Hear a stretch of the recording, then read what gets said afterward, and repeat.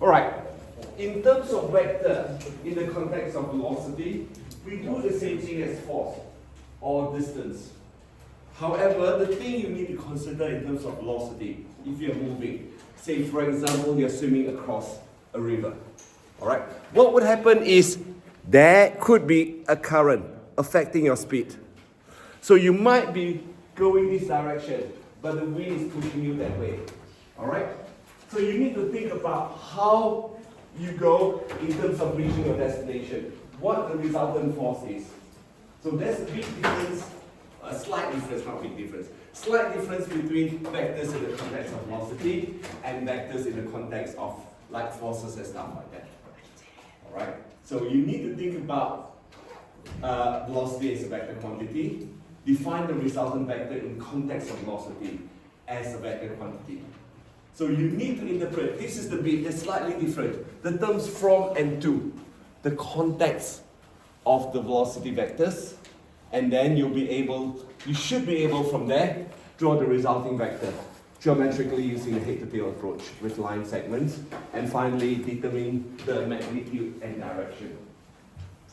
Alright, let's think about velocity. Velocity is a vector quantity involving both magnitude and direction. So the magnitude of velocity is defined as speed, while the direction can still be considered as a bearing. So generally we talk about bearing, or it depends on the question. Sometimes the question will ask you, what is it in relation to the horizontal? Or what is it in relation to the vertical? So you need to think about how you actually give the answer. Plus, the other thing is speed is distance over time. So you may be asked to work out the speed, you may be asked to work out the distance, you may be asked to work out the time. Alright? So that is a slight difference, a little bit more complex in the question in that sense. Okay. Yeah. In physics and rectilinear motion, which you will learn in methods, the direction component of velocity is often positive or negative, assuming that the motion is straight line. But we're not doing it at this stage. So think about it when you're studying physics or when you're studying rectilinear motion. The velocity is positive, negative. But here we've got bearing in it. All right, we need to think about the direction. Okay. So again, vector addition is still the same thing. It's the head-to-tail approach. I've used the same diagram as yesterday. Yesterday I've got 10 newtons and 3 newtons, same direction, and I've got a resultant velocity. So normally, now here I'm going to denote the resultant velocity with R underlined and a magnitude, two straight lines with R underlined. But normally for me when I write, I will write R with a squiggly line. And this is R with a squiggly line. Alright? To show the magnitude. So this is what the convention you should use when you are writing out vector with a squiggly line. Alright? Let's have a look at example 1. So a canoeist wishes to paddle a canoe across a river from point A to B. And sets out at a constant speed of 5 kilometers per hour. Sorry, there's a couple of bad boys here. If they don't improve, can I put one of them in the Yep, room? definitely. Absolutely.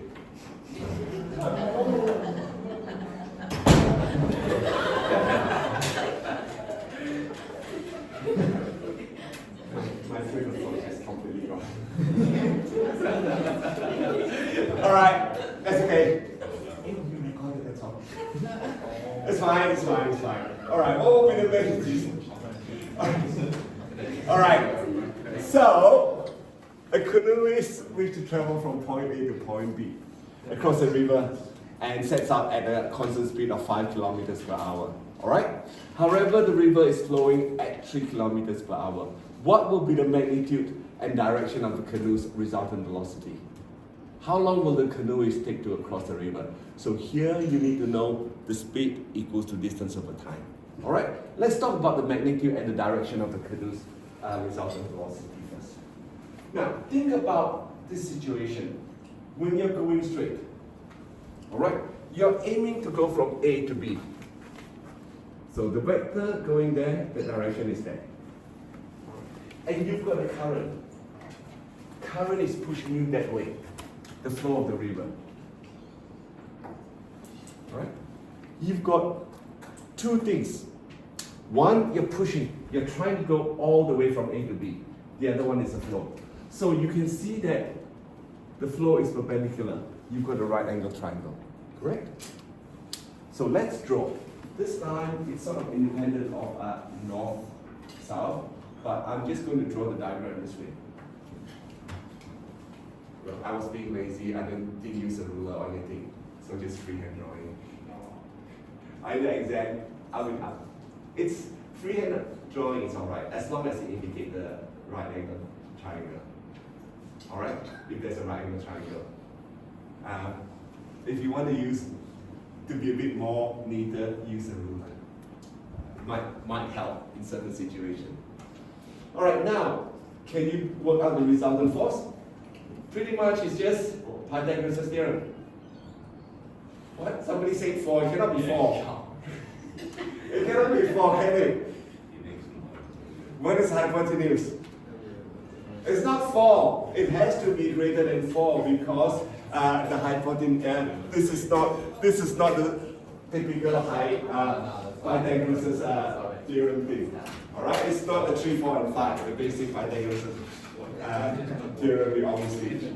All right, so you know the magnitude of R is just square root of 3 squared by 5 squared. So I wrote this down at 2 decimal places. Like I said, when you're doing your calculation with your class pack, make sure that you use all the decimal places. Alright? Now, from there, you know what theta is. The tangent is the tangent of theta is 3 over 5. Therefore, theta is 30.96, approximately 31 degrees. Because, now, I'm assuming that that is going north. Alright? So when we draw, this way is always north. So because I'm assuming that the canoe is going north, so the resulting velocity is 5.83 kilometers per hour at a bearing of 0.31 degrees. Alright, the next bit, how long will the canoe take across the river? Okay? So you know that the speed now is actually 5.83. So what happened is, think about when you're adding vectors. Because you are going in one direction and you've got another force helping you, pushing you, therefore you're going faster. Right? Just like when you're going up the lift. If you're walking up the lift, you know that the lift is actually moving up and you've got a vector going up as well. Therefore, up and up, you go a little bit faster. Right? So this is the same principle. Slightly different direction, but it's pushing you and you're moving a little bit faster. So if you draw something like this, you know that that is 50 meters. You need to work out what the d is. Alright? What is the distance? So you know the angle. From there, you know cos theta equals to 50 over d. And d is 50 over cos theta. The reason I'm using cos theta instead of writing up 31 degrees is because I want to use all the decimal places to work it out. Alright? That is telling me that I'm using all the decimal places rather than 31 degrees. And therefore, now the other thing is because the speed is in kilometers per hour, you've got to change the distance to kilometers. Alright? A lot of people make the mistake of not doing it and you don't get that correct answer. And therefore, it's about 36 seconds or 0.01 hours or 0.6 minutes. You see? Yep. But that canoe's resulting velocity is 5.83 kilometers an hour at Yep. 0.31 degrees. Is that like a bearing or is that 0.31 degrees to something else? It's a bearing. It's bearing because like I said, I'm assuming that I'm traveling from A to B. Oh, can you assume that for every question? In this situation, yes, you can, because we normally draw that way up as north. Okay. So you can. I'm happy to accept that. Ah. All right. Or even you can say that at an angle of 31 degrees to the vertical. Yeah. Yeah. So either way is fine. All right. Because it's just a drawing. So I'm assuming that north is there. Happy with that? All right. Example 2 is going to be slightly more interesting. All right? It's something different. Let's have a look at example 2 now. Oh, I've given you my answer. Ignore the answer. Let's interpret the question first. A boat starts out at 18 kilometers per hour in the direction of 0 to 5 degrees. However, the boat is blown off its direction by a 10 kilometers per hour wind blowing from 060 degrees. All right. What direction does the boat now travel, and how far does it travel in an hour? Let's ignore what I've written there, but I want you to concentrate on this slide first. This time, external force. So say if I'm walking, and then Christopher here decided to push me, and then I'm going to go and crash into Justin. All right? So you got to think about where the to and from is. That's just an example. So walking, or you might be just cycling. I remember one situation I was cycling, the wind was so strong that it was blowing me across the road. That was interesting. So the word from and to become crucial when considering vary in vector questions. That involves force or velocity. For example, a wind coming from 240 degrees will be drawn at this because the wind is coming this way. 240 degrees, the bearing. Therefore, when you're looking at it, if this is the tail, and we've got, this is the head, we've got a force coming through this way, or something traveling this way, all right? You need to think about drawing this bit here at 60 degrees. So that's important for you to know how to interpret from.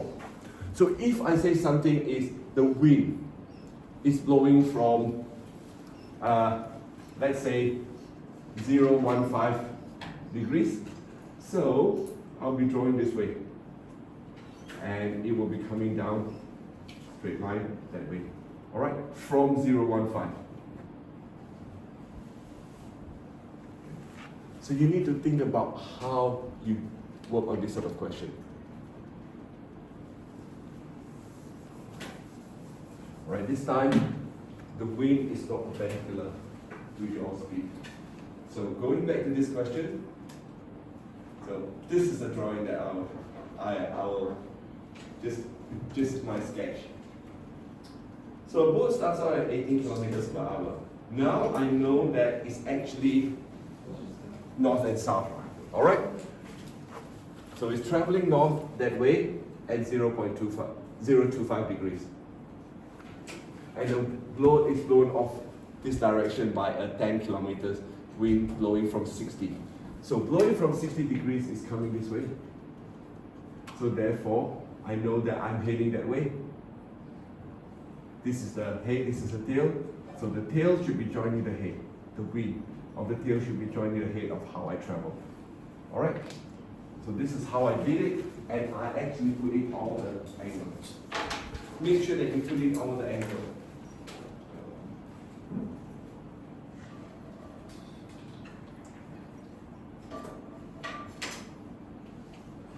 Putting in all the angle, make sure that you understand what you're doing. So of course, using your whatever you call it, using your class guide, you should be able to look up the resultant force, which I have done. So, Yes? it says what direction does the boat now travel? Does that mean the resultant one, or does that mean like? The resultant one. It is a resultant one we're looking at. Like in terms of like getting it out of the start? Yes, that's correct. So it is a resultant one. Thank you. Thanks for asking. Great question. It is looking at the resultant this time. Blowing from 60. So if you're going this way, like I'm going this way, if I'm trying to travel this way, but the wind is blowing me, so I'll be going that way. All right? Depends on how strong the wind is. Yes?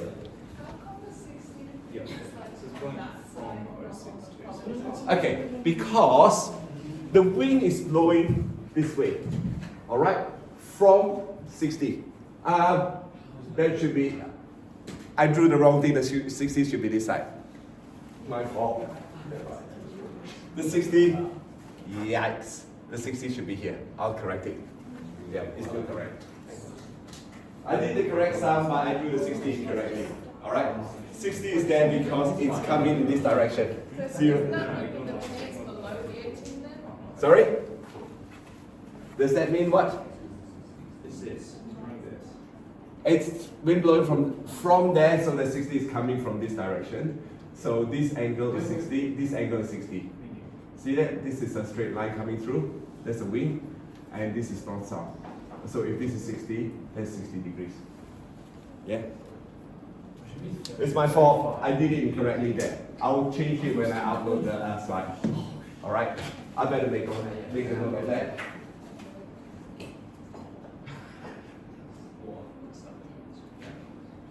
That I know what I'm going to do.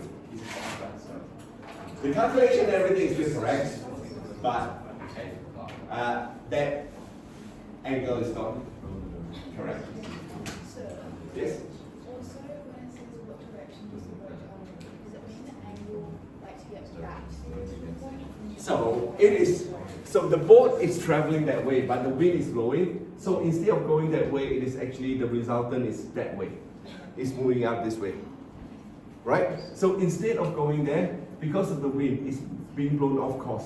Instead of that direction. It's blown off course, so you're going that way, and this is the way this is going up. Alright? So the resultant, therefore, you need to look at the angle here. Alright. If you're not careful, now, question like this. If you're not careful, you might draw it in such a way that this is 10, this is 18, and you may have an angle like this. Alright? But then you will work out the angle is actually greater than 25 degrees. Alright? Just in case some of you drew it this way. Alright? But you will work out the angle will be greater than 30 degrees, like I've shown you there just now. So therefore, you will know that it is going to be this side of the north, which means the bearing is 355 degrees. Alright, theta is that one over there.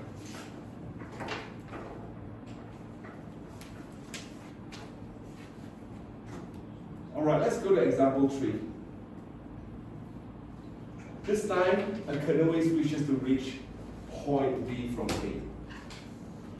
If the canoeist can maintain 5 kilometers per hour on still water and the river is flowing at 3 kilometers per hour, what direction should she paddle and how long will the journey take?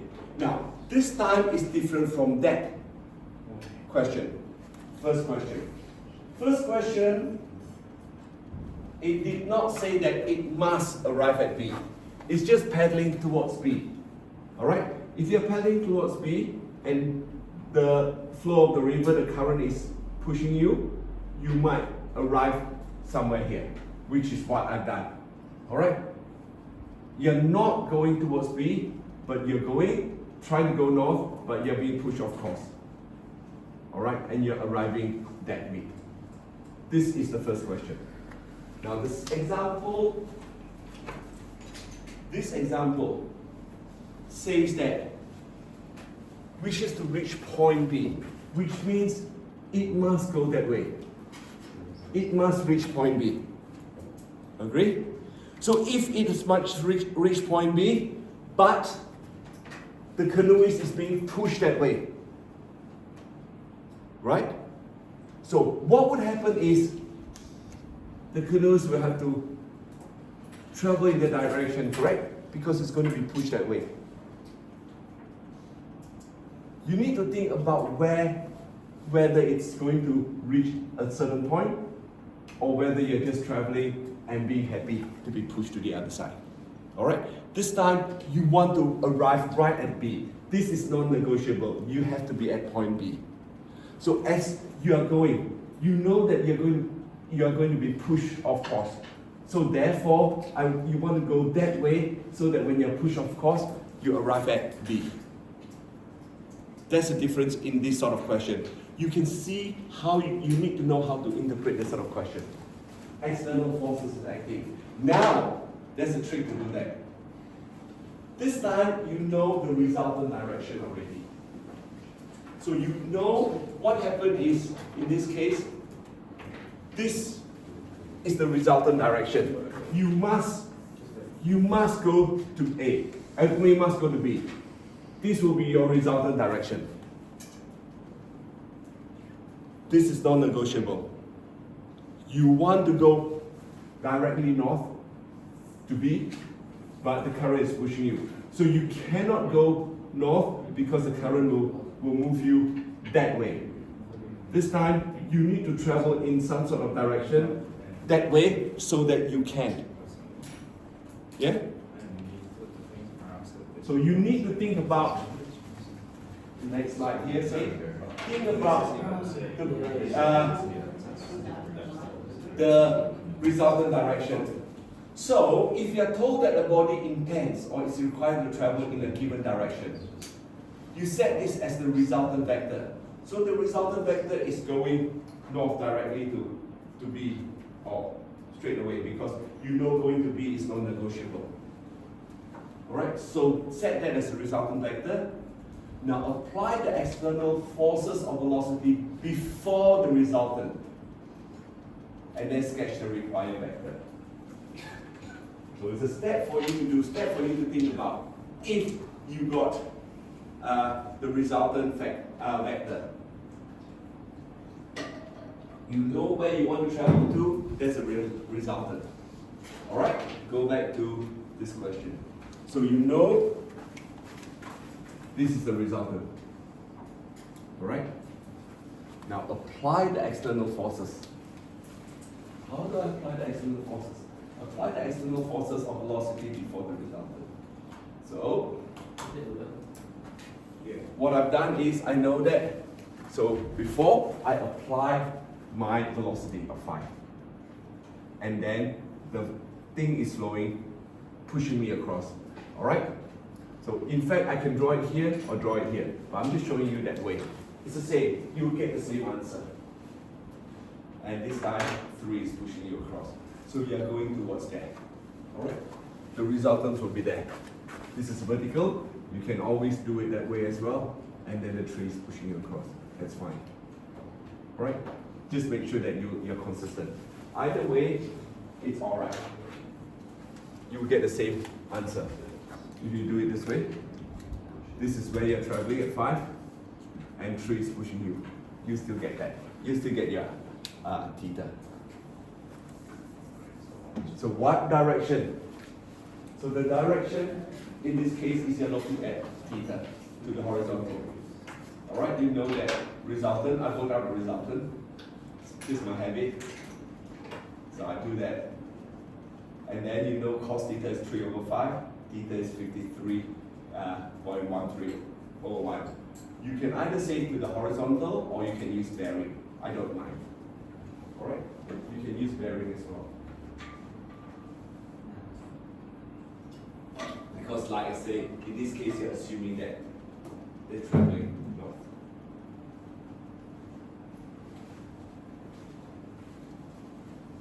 Yeah, we're so used to drawing that way up north, so I'm assuming that that's all. So bearing is fine, or you can say 53 degrees from the horizontal, from the bank or whatever, that's fine. As long as you're clear in terms of what the direction is. Alright? And then you already work out the resultant. And remember, this time you've got to change it to from meters to kilometers.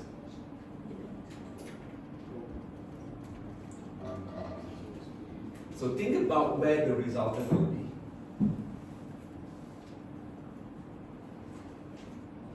If you know where the resultant will be, you'll be able to find them. resultant force in time. So two things in there.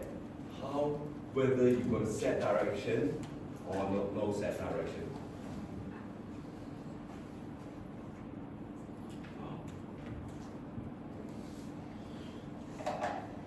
Right, let's look at example 4, please.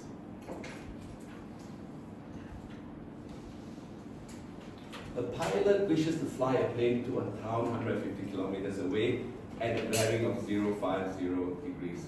So you know that the resultant bearing is 0.50 degrees already. The wind blows consistently from 300 degrees at a speed of 20 kilometers per hour. The plane can maintain a speed of 100 kilometers per hour in still air. What direction should the pilot fly in order to reach his destination, and how long will the journey take? Alright, so let's have a look at how I drew it. So I know the resultant. Ignore the 70 degrees at the moment. I'll show you what it is for. Alright, so you know that that's how the pilot wishes to fly. 50 degrees to a town 50 kilometers away. Alright, so I've indicated that 50 degrees, and then I know the wind is blowing consistently from 300 degrees at a speed of 20 kilometers per hour. So 300 degrees from there. So it's pushing that way. The wind is coming this way. 300 degrees. Okay, if this is 300, the whole thing is 300, this is 60 degrees. Alright? From there.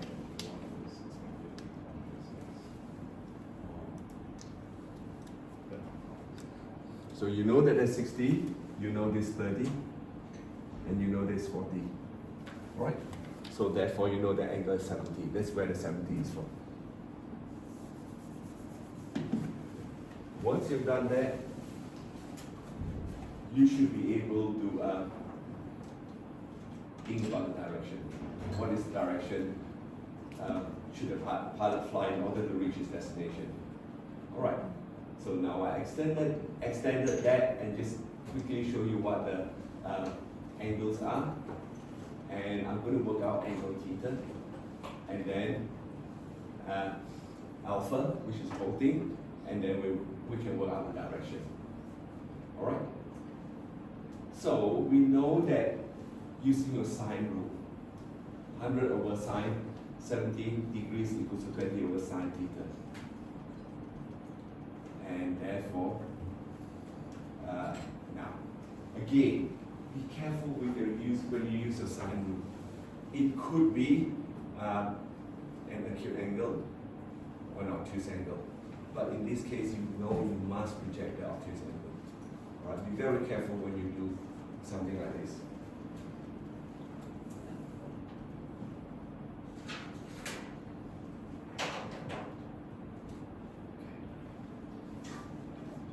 So you know that it's not going to be obtuse angle, so we reject that. Now, ever since I made a mistake yesterday, from now on, I'm just going to write out the sine rule. I'm going to write out both, and then I reject one or the other. Okay? So from there, you should be able to work out what your alpha is, about 99 degrees, and then the bearing is 99 minus 60, which is 039 degrees. And next thing you do is, how long will the journey take? 150 kilometers away. Look for the resultant. The resultant is 105.05 kilometers per hour, and work out. It's about 1.4277 hours. All right. It's 1 hour and 36 minutes, or 1 hour 35 minutes and 40 seconds. Actually, in the exam, I will accept 1 hour 36 minutes. I'll accept 1 hour 35 minutes and 40 seconds. Either way. Depends on what the question asks you. I think I'll be happy with 1 hour and 26. Now, one thing that I forgot to tell you is sometimes